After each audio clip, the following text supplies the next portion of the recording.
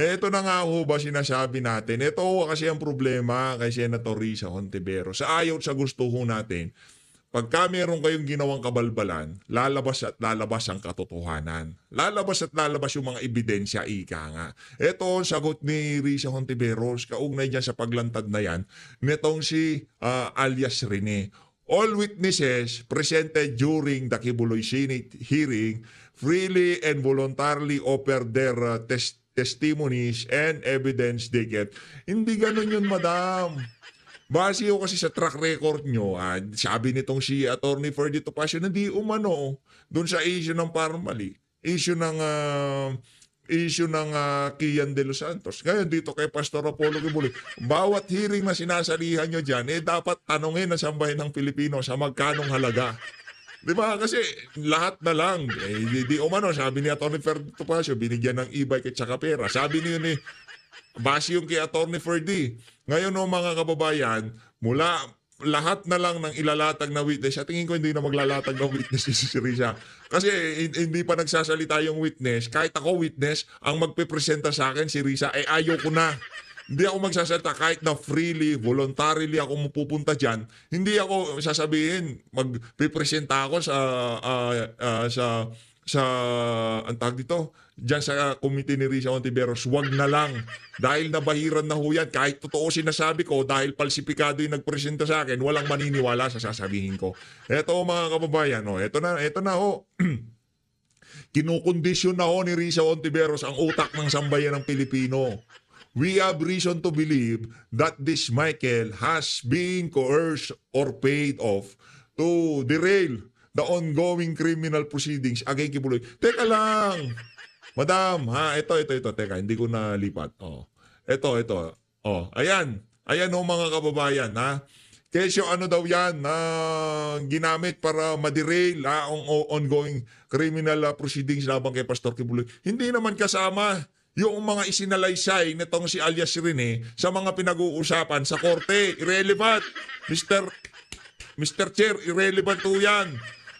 Ang paksa nitong si alias Rene nung nagpresenta siya dyan sa Senado, human trafficking.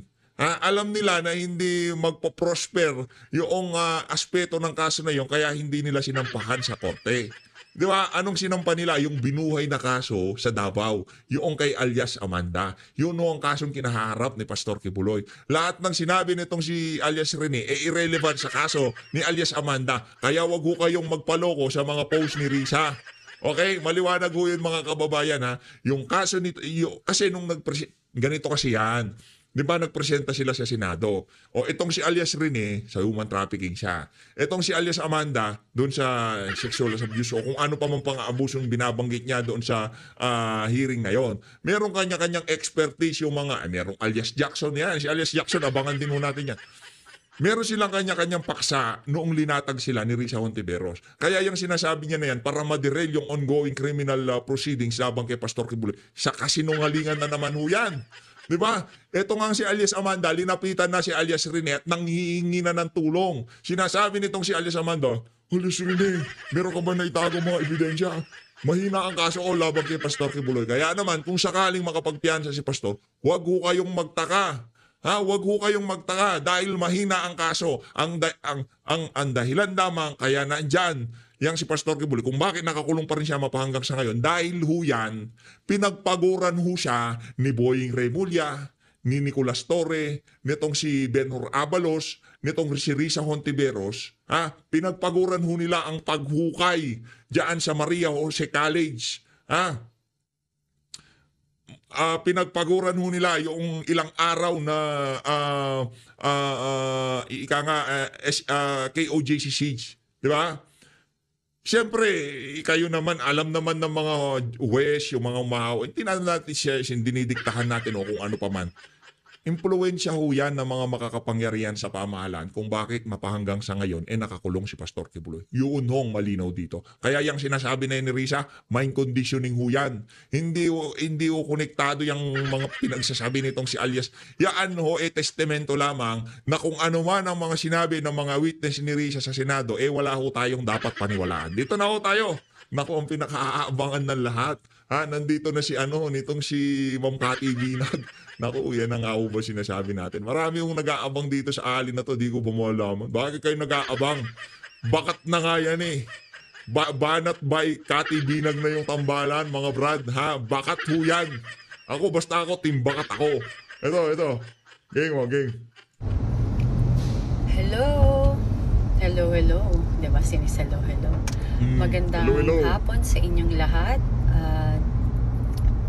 Naway nasa mabubuti kayong kalagayan at very productive day for all of you. Yo, Anyway, productive day tayo.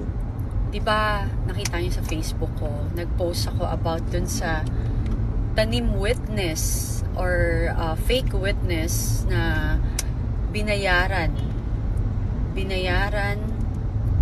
ni Risa Hontivirus.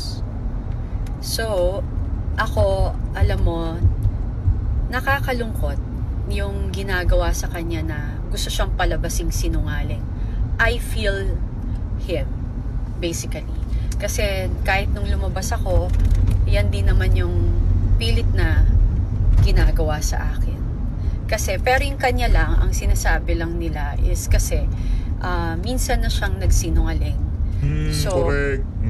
paano tayo maniniwala na nagsasabi pa rin siya ng totoo? Una, Kumbaga, ano pa pangahawakan natin kung sakaling nung mga naunang testimonya niya, di ba, nagsinungaling siya. O yun na nga ba sinasabi natin. Kaya sana magsilbing aral yan, sa mga maiimbitahan nitong si Risa Hontiveros. Konsensya ho kasi yan eh. Di ho kayo patutulugin yan. Konsensya ho yan. Ano ho yan, kumbaga kahit na anong gawin nyo, kahit na gaano pa kalaking perang kinulimbat nyo o ibinigay sa inyo, hindi kayo ano diyan, hindi walang kwenta yung ano na yan, ang tawag dito, yung binigay sa inyo na yan. Kung yung taong kagaya ni Pastor Kibuloy tinulungan kayo tapos biglang tatraidorin nyo, nangangailangan kayo. Naku, pare-pares naman ho tayo, wala naman hindi nangangailangan, pero nangangailangan ka tapos gagawa ka ng masama. Yung palang yung palang pag noong linapitan ka tapos yung kinausap ka, ganito gagawin mo, doon pa lang dapat merong sinabi mo na sa sarili mo, hindi naman ako ginawan ng masama nitong tao na to tapos gagawin ko to. Tapos after few months magsasalita ka, babawiin mo lahat. Tayo ay naniniwala na totoo yung sinasabi niya. Kasi wala siyang script, nasa utak niya, pati yung mga detalye, yung body language niya, talagang dire-diretso yung pagsasalita niya. Yung nung tinitingnan kasi natin pagka merong pero pagka yan nagbabasa ng script, malamang sa malamang, pinapabasa lang sa kanya yan. Pero yung nasa utak niya, dire-diretso siyang nagsasalita. Yun nung masasabi natin na totoong sinabi itong si alias Rene, doon sa uli niyang pagtitestify. ako, ang hirap ng ginawa niya. Anong mapapala niya doon, 'di ba? Correct. Kasi for sure, ang nangyari sa kanya, na-feel talaga niya na ginagamit lang talaga siya. Kasi everything is money-based. Kasi ang tao naman may ganun. At saka, I think also, talagang sobra siyang nagigilty. Kasi based naman sa story niya, 'di ba, na nagigilty siya sa pinapagawa sa kanya, na after a while, hindi niya nakaya. Normal yan kasi kapag may konsensya ka tapos may faith ka sa Panginoon. Ano yan pag nagbalik loob ka, kasi ang Diyos kasi talagang hindi siya papayag na makuha ka ng demonyo. Ganun yun, di ba? Pag may nagbe-brainwash, nagtutukso sa'yo, like iba, tuturuan kang tuturuan kang i-hate yung ibang tao, yung iba magtatanim ng kunwari concern sa'yo, na mabait sila, pero ang ginagawa pala, may gusto lang siraan or siraing relasyon, 'di ba? Ganun 'yon. So, katulad niyan, yung nangyayari sa iyo, ano 'yan kay pangalan niya? Michael Maurilio. Ayun, Michael Maurilio, alias Rene, is proud ako sa lakas ng loob na ginawa mo kasi hindi siya madali. Hindi siya madali dahil alam ko nakasalalay din ang buhay mo dito. Hindi siya madali dahil katulad nito maki-question yung iyong credibility. But ang nagmamatter right now is nakonsensya ka. Nakonsensya ka at gusto mong itama ang mga maling ginawa mo at humihingi ka ng kapatawaran. Okay? Yun. So, dun sa mga nagtatry na siraan ka or sabihin na isa ka pang sinungaling kasi nagsinungaling ka na before, hayaan mo siya. Hayaan mo sila. Alam mo bakit? Kasi, if you're speaking the truth, lalabas at lalabas ang totoo. 'Di ba? Second, at saka yung mga nagsasabi na nagsisinungaling ka, for sure kakampi nila yon. So, okay lang yan. So, hayaan mo lang. Huwag kang ma-discourage sa mga ginagawa nila. Kasi once nasa tama ka, hindi ka mabibigo. 'Di ba? Kasi yung nangyari sa'yo, nangyari rin naman sa akin yan eh. Nung lumabas ako, ganon, 'di ba? They call me names, iniinsulto ko and all. And, you know, all those people who are insulting, nag-iinsulto sa atin, actually sila yon. Kasi the way they speak about it, yan sila, 'di ba? So, Nako. manatili kang matatag, ipagdasal mo lang lahat. Kasi alam ko naman na before ka lumabas, for sure, pinag-isipan mo to ng matindi at saka talagang binigay mo to lahat sa Panginoon. So, huwag kang patitinag, huwag kang matatakot kasi sa katotohanan, ang Panginoon ang ating kakampi. So, hayaan mo sila. They can always say everything they want. Ang importante, ginagawa mo to hindi lang para sa sarili mo, bagkus para rin sa taong bayan. Kasi ang nirereklamo mo ay isang supposedly kagalang-galang na isang yan, senator. tama. Oh. Apparently, hindi maganda yung kanyang ginagawa. And hindi lang naman to ngayon lang nangyari. Nangyari na rin to dati, ginawa niya na rin to dati. So, ikaw, ako, naniniwala ako na ang Panginoon ay ginagabayan ka, na ikaw ay protected by the grace of the Lord. So, ipagpatuloy mo lang yan and ipagdadasal kita. Okay? So, ingat ka, God bless, and maraming salamat sa pagsisiwalat mo ng katotohanan. Yun, palakpakan nun natin yan si alias Rene, no? Kahit sabi ko naman, kahit ano pa yan, malaga tinama mo na yung kamalian na ginawa mo. Palakpakan nun natin itong si alias Rene. Siyempre, palakpakan nun natin itong taba siguro ng utak nitong si Ma'am Cathy. Tingnan yun niya. Puro siya noo. Ako nagtoka. Ilang ano yan, ilang tapal yan, no? Ilang tapal yung noo na yan, madam. Ang laki ng noo mo. Hindi, sabi nila pagkaganyan, matalino. Ano ba kasabihin sa inyo pagka malaki noo? Di ba matalino? Matalino yan. Maniwala kayo sa akin. Ayun na nga, punta na po tayo dito sa dalawang bulldog ni Tamba. No? Pakinggan natin kung ano naman kaya kabalbalang sasal. Ano na kami, nasanay na kami kay Atty. Bukoy. Tsaka dito kay Princess Avante. Doon na tayo nasanay, di ba? Anong ginagawa? Dalawang unggoy na to dito. Oh, sige, papogi kayo kay Tamba, ha? Lights, camera.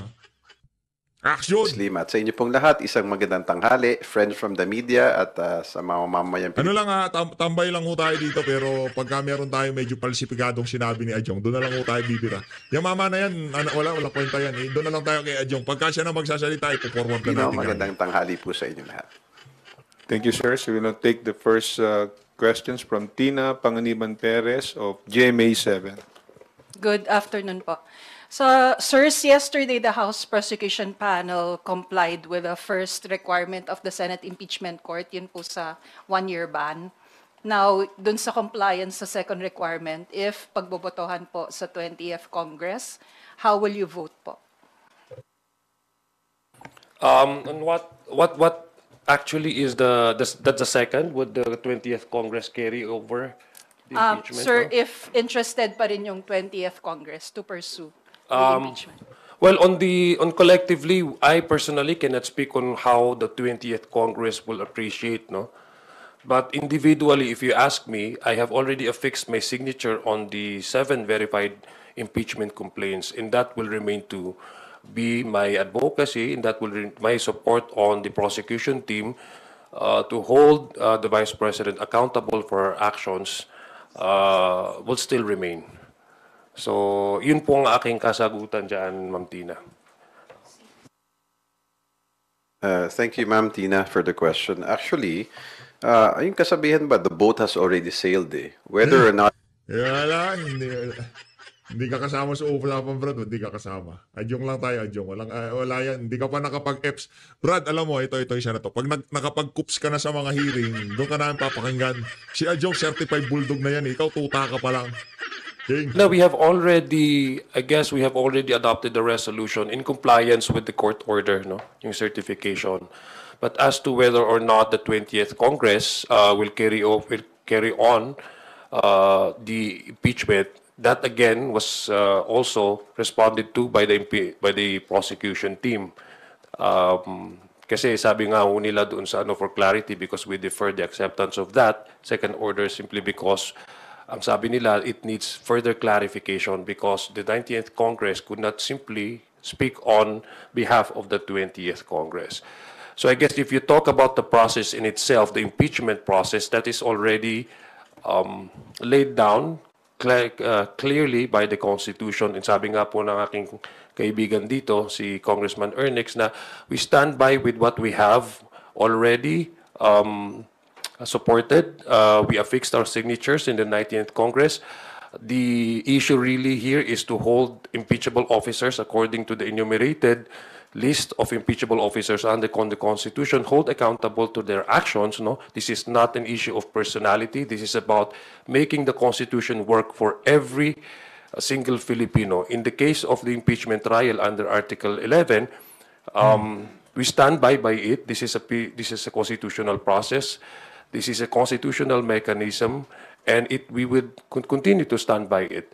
So, ang usapan pala kung talaga natin dito when it comes to the issue of impeachment ay na mananatili po ang paninindigan na House na we delivered our commitment, our mandate given to us by the Constitution. So, yun po yung pinakabulto na ine-explain po namin dito sa Ang dami mong sinabi, Brad. Ang principal mo, ganito lang kasimple. Ang principal ko, gusto niya maging presidente sa 2028. Tiniksalalamunan niya si Sara. Yun lang naman yun. Ikaw, dahil sinabi Constitution mandate. parte ng House of Balbal mo talaga, Jong, Representatives. oo. Yeah, tuloy mo lang. Thank you po. Thank you, Tina. Rosalie Cos from UNTV is now recognized. Good afternoon po, Kongs. Regarding po sa fellowship dinner last night with Speaker Martin Romualdez together with the neophytes and returning lawmakers, the Speaker appealed for the support of the neophytes and returning lawmakers. Did he also seek their support for his speakership until the 20th Congress? No, actually, yung fellowship dinner, yun yung nag-conclude nung 3-day seminar or guidance para sa mga neophytes and new House members. As far as I know, correct me if I'm wrong, Kong Zia, no, we were there last night. Wala namang appeal na mga ganon for speakership or any support. It's mainly to give guidance and show support to the new members of the House. Speaker Martin was simply showing that, guiding the new members on how they can be an effective leader of their respective districts. Again, in terms of asking for support for speakership, there's not a single iota of request or anything of that sort, ma'am. Actually, it was barely to welcome the incoming Congress members of the 20th Congress. Remember, the 19th Congress will expire on June 30. Sa ngayon, siya pa rin ang speaker. Nung nandun po kami kagabi, it was merely a getting to know each other, kumbaga. So welcoming the incoming members of the 20th Congress as well as to inspire them, no? Mga naman magpaka-cooks. Ini-inspire nyo sila kung paano magpaka-cooks kay Tambaluslos. Anak ng tokwa. Kaya sinasabi ko sa inyo, wala ho, pagka ang presidente palsipikado, wala hong matinong lalabas dyan sa House of Representatives na yan. Sigurado tayo. Mga majority dyan, puro kabalbalan. Walang kakwenta-kwenta. Yung mga pinagsasabi ni Adjong na yan, pera lang lahat yan. Sa maniwala ko kayo sa hindi, influensya, pera, posisyon, lahat po yan. Pero para sa tao, kabalbalan mo, wag ko kayo maniwala. Anong nagawa ng 19th Congress sa pamumuno ni Martin Romualdez? Sige nga, Adjong, naku, ang bilis natin, 100 na kagad. Mega love shoutout sa mga nagsasubscribe, ha? Mega love shoutout. Pambihira kayo, napakasusolid nyo.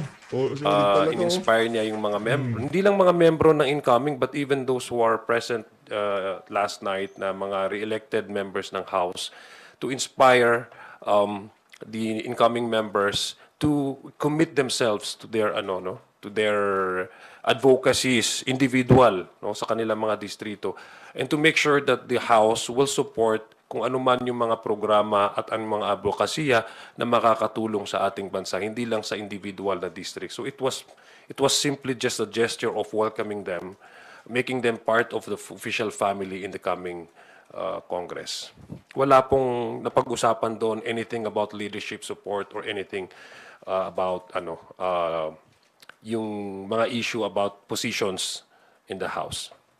But are we expecting the 40-plus representatives elect to support the speakership of Speaker Martin Romualdez in the 20th? They have already we have already secured, I guess, 200 plus signatures, manifesto of support for the current speaker, Speaker Martin Romualdez. Wow, bo. Ikaw, Adjong, pagka napalitan ng pamunuan, ano ka, mapabay chipwera ka, Brad. At sana yung bagong pamunuan, imbestigahan nila yung yung tag dito, yung mga ayuda, yung mga flood control project, yung 5 billion na sinabi ni VP Sara. 'Di ba? Parang binibigyan natin ng free pass tong mga to pagkatapos ng isang Congress, ano mang ginawa nilang kalokohan, lusot na sila agad O yung mga flood control, wala na. Yung travel expenses ni Tamba, yung liquidation by certification nila, wala na naman. Tahimik na naman ang sambayanan. Walang iya kayo. Should the 20th Congress starts na they have already been there is already a support, an overwhelming support in terms of the speaker. Should he decides again to run for the speakership, meron na pong 200 plus na signatures na nagsasabing sumusuporta sila sa ating speaker sa ngayon. Because may kasabihan nga, if it's broken, why fix it, diba? So, Brad, broken kayo dyan. Wala kayong inatupag sa loob ng 3 taon kung hindi banata ng mga Duterte. Ganon ka palsipikado ang pamunuan ng House of Representatives. Mga kababayan, kung minamahal, kayo ho ang magsabi kung gumagana ba ang pagtatrabaho nila dyan sa House of Representatives. Kayo na ho, hindi na ho ako. Sustainably and yung oo. stability na pinakita ng leadership ni Speaker Romualdez, doon yung source of support na pinanggagalingan ng bawat individual na congressman na 200 plus na lumagda para ipakita ang kanilang suporta sa current speaker na to na maging speaker in the 20th Congress. May we also ask your reaction sa statement ni Deputy Speaker Duke Frasco? He stated in his social media post, I quote, "If the election for Speaker were held today, my support would go to either Congressman Toby Chanco or Congressman Albi Benitez." Well, that's his entitled. Toby Chanco or Albi Benitez, kahit sino, basta wag lang yung kupas na wag lang yung siraulo na palsipikado na may saltik na parang di natin malaman, merong, di ba? Basta wag lang ganong speaker, okay na tayo. Kahit sino pa maupo, basta wag lang yung siraulo. Di ba? O, kahit sino dyan. Susuportahan natin kung sino man lumabang kay Tango. Entitled to his opinion, he's entitled to cast his vote to whomever he feels for him fitting to the position. Wala naman pong nagpupuwersa sa bawat isa sa amin na bumoto. In fact, that actually that Walang nagpupwersa, pero merong pagbabanta. Yun. Pagka hindi nanalo yung bata nyo sa pagka-speaker, yari kayo sa akin. Parang lang yan, parang pirma sa impeachment ni VP Sara yan. Pagka hindi kayo pumirma, mahohold yung mga pond. Ganun kasimple. Hindi ako nagsabi niyan. Si Congressman Toby Chanco. Sinabi nitong si Congressman Toby Chanco na talagang nagkaroon ng bayaran dyan sa pagpirma sa impeachment. Doon pa lang eh. O panibagong issue na naman yan. I-raise pa ho yan sa Korte Suprema. Yung naging testimonya, yung naging pagsasalita nitong si Congressman Toby. Ayaw ko sa impeachment. Hindi ako pumirma sa impeachment. Ano yan? Nagkaroon talaga ng ano dyan, takutan. Pagka hindi ka pumirma, yung walang lalabas na pondo sa distrito mo. Yun ang totoo. Yun ang sinabi ni Congressman Toby Tiangco. Hoy, Adyong, huwag mo lokohin siyang bayan ng Pilipino. Bistado na kayo. Ngayon, kung ito, ganito lang naman ho kasimple yan. Diyan ho kasi sa house, pagka yung grift mo, yung sakmal mo, yung ipit ng pagkakahawak mo sa pwesto, ramdam, dumadagungdong at talagang nakikita sa buong Kongreso, mark my word, walang magtatangka na lalaban sa'yo. Walang maglalakas ng loob na banggain ka. Sa 19 Congress, nakita niyo ho bang meron tumayo para kalabanin si Tamba? Wala, kasi yung grip niya dyan sa speakership talagang matindi. Ngayon ang tanong, bakit merong Albi Benitez, merong Duc Frasco, merong Toby Tiangcong mga pangalang lumulutang? Tatlo ho yan. Merong mga distrito yan. Hindi yung kagaya ng Tacloban yan ng First District ng Leyte yan. 100,000 lang bumoto. Merong baluarte, merong kaibigan at merong naniniwala sa mga yan. Kaya yung 200, wag mo kaming lokohin. Parang impeachment lang yan. Ha? Eto, tumatakbo na. China-challenge na ang pamunuan ng speaker, itong si Tambaloslos. Anong ibig sabihin? Umihina na ang sakmal nitong si Tambaloslos sa speakership. Kung matigik yan, mahigpit ang sakmal dyan, walang magtatangka dyan. Ba't ka magsasayang ng oras? Ang pag-challenge na yan, isa lamang ho yan sa katibayan na marami nang nabubwisit kay Tamba dyan sa House of Representatives. Bahala kayo kung ayaw nyo maniwala. Ngayon kung ayaw maniwala, mag-subscribe na lang kayo. Actually, is a manifestation. There is no, that when it comes to election of the speakership, wala pong sapilitan dito sa House. That the election and the vote of each individual congressman will be entirely up to his or her own discretion. Nagpapakita lang ito na wala pong sapilitan Lokohan dito na naman. at yung 200 plus na congressmen Lokohan na na nag-sign naman. dun sa manifesto ay voluntarily and consciously supporting the speaker, Martin Romualdez. So sa kanya sabi mo pong palagay yun, nirespeto Sabi mo naman namin. po natin ang opinion niya. Talaga. Ma'am, just my 2 cents. At the end of the day, Congress is a collegial body. Each vote, each decision Collegial. Di ka pa nakapag-akup sa mga hearing, mamaya ka na magsalita. Wala kang bilang dito, brad. the present and incoming members of the House. Ayan. Dadagdagan ko dito, lang, when Brad. it comes naman to contender, na sabi mo, anybody can actually run for the speaker. But the question is whether that person or that Congress member has the number to secure the position. So sinabi nga ni Kong Ernix, we have already secured 280 plus signatures supporting Speaker Martin Romualdez to be our speaker in the 20th Congress. Sige lang. Tingnan natin. Hindi yung propaganda yan eh. Yang pansin nyo, entrada pa lang ng press briefing nila. Kagad nilang tinalakay ang speakership. Meron ho talagang nangyayaring kaguluhan sa loob. Meron hong nagkakaroon na ng mga power play sa loob ng House of Representatives. Yung pagsasalita ho nila na yan at talagang ang tutumbukin lang ho nila yung speakership ni Tamba. Kumbaga ang target natin dito sa question na to, target speakership. Yun lang ho talaga. Thank you, Rosalie. Next up is Kat Portes from Follow up, Radio speakership. Pilipinas. Huwag natin tigilan yan. Magandang tanghali po, Kongs. Unang tanong ko lang po ay, meron po kasing binitiwang medyo mabigat po na pahayag itong si Vice President Sara Duterte after pong, after po siyang mapuna dun sa country hopping po niya, yung kanya pong pagbisita sa ibang mga bansa. Di ba? Ang kukups ng mga reporter nila, country hopping. Di ba? Mga may saltek. Country hopping. Ginawang Highland hopping, ganon. Yung mga reporter ho nila dyan, mga merong saltik sa utak. Meron po kasi siyang sinabi dun sa bilang reaksyon po ang kanyang yung i-quote ko lang po ng kapag personal quote mo. trip, hindi ako gumagamit ng pera ng bayan. Hindi ibig sabihin na personal na lakad yan, holiday o pamamasyal yan. Hindi ko alam kung sinasadya nilang wag intindihin o bobo lang yung nasa administrasyon. I like to believe the latter. Sa tingin niyo po, bilang isang vice-presidente, tama po ba yung... Yan. Yan ang problema. Sila, lahat na lang, pwede nilang sabihin sa administrasyon, walang question sa kanila. Lahat ng kabalbalan, lahat ng gagawin nila. Pero pagka si VP Sara, sinagot niya yung mga bumibira sa kanya, dapat ba sabihin ito ng isang mainstream media, anak ng tokwa?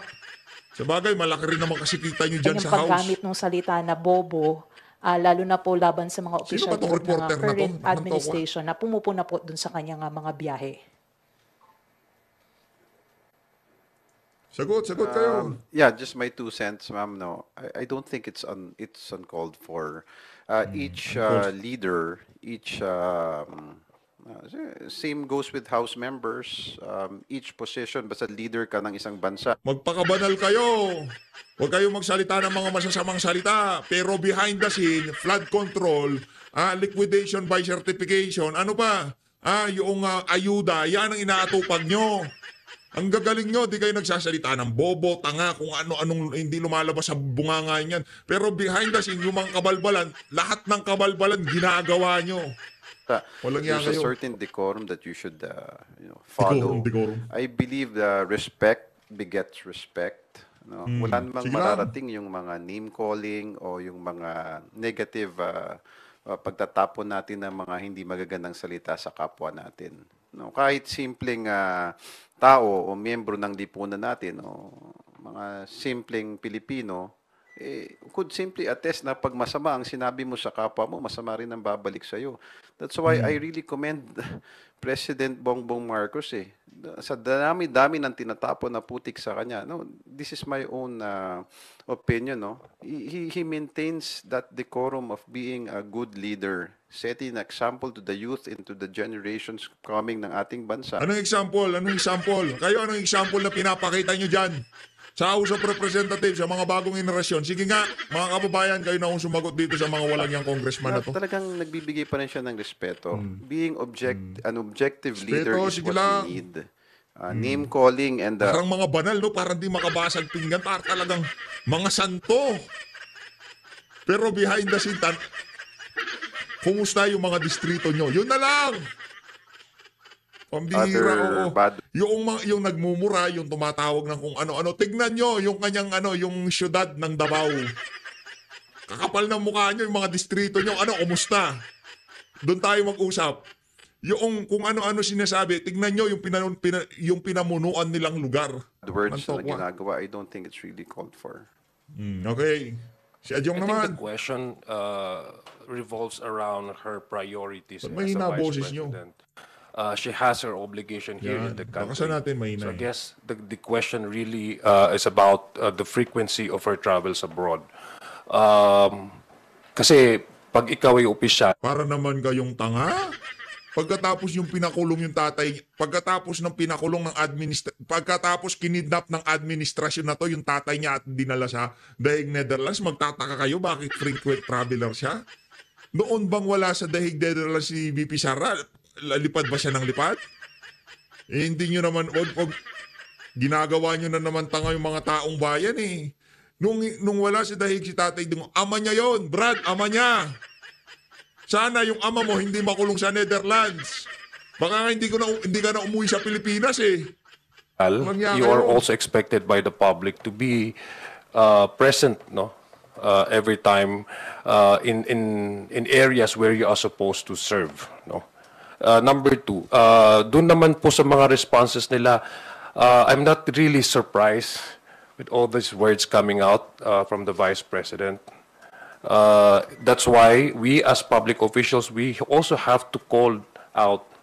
You have to also consistently call out whenever there's utterances or sentences or words, phrases that comes out from from individually. I'm not just specifically citing the Vice President. Brad, wala kaming pakialam kahit anong sabihin nyo. Kahit na magmurahan kayo, magsigawan kayo, magsuntukan kayo, wala kaming pakialam. Basta wag lang kayo magnakaw. Yun lang. Anak ng tokwa, yun lang. Kahit magmurahan kayo, magsapakan kayo, wala kaming pakialam. Basta yung pondo na sambayan ng Pilipino, mapunta sa sambayan ng Pilipino, hindi yung kung ano-anong anak ng tokwa. Hindi nga kayo nagmumura, hindi nga kayo nagbabang. Pero walang nakikitang development dyan sa pagiging mabait nyo, magagandang salita linalabas nyo sa mga bunganga nyo. Behind the scene naman, pinag-uusapan nyo, ayuda, flood control, kung paano patalsikin si VP Sara. Anak ng tokwa. Huwag na lang. Doon na lang tayo sa nagmumurang kagaya ni Tatay Digong at kung ano-ano sinasabi kagaya nitong si VP Sara. Tapos makikita mo, yung lugar na pinamunuan nila, saksakan ng ganda. President, but as public officials to maintain, sabi nga ni Congressman Ernix, to maintain a semblance of at least man lang a source of respect and diplomacy whenever we engage with other public officials. Okay. Because it's not really something that goes directly to the personalities responding to the issue. It's actually the office that represents by this person or by this personality or public official. Okay. Na Jong, kayo na yung mga banal, kayo na yung mga bababait, kayo na yung pero kayo na yung mga ganon. Pero kayo ang hindi magandang halimbawa sa isang magaling na public servant. Yun lang ang atin dito. Kasi yung kongresong kinapapalooban mo, yung 19th Congress, wala kayong nabigay na kapakipakinabang sa sambayan ng Pilipino. Hindi nyo siya pwedeng sabihin sa amin na yung ayudang pinamigay nyo, nagkaroon na kahit nagasgasan man lamang yung paghihirap ng sambayan ng Pilipino. Hindi ho mga kababayan. Namigay kayo ng ayuda ngayon, base sa pinaka-latest na report, mas dumami yung mga nagugutom sa Pilipinas. Alam nyo ano, atupagin nyo, magsiresign kayo. As always, maraming salamat to sa pag-support sa PH Update. Mag-ingat to kayo lahat. Nako, ito si Alonso Adjong. Iparto ba natin to?